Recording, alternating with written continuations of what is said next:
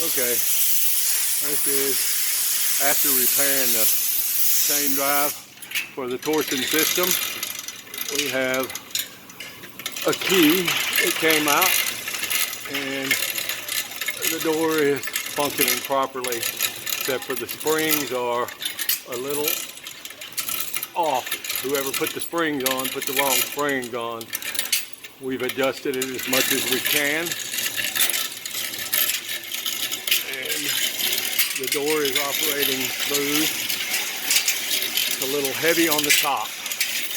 We can't do anything about that without changing those springs. It's a little hot at the bottom and a little bit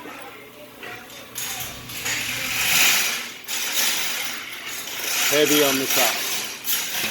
So there you go. All new rollers.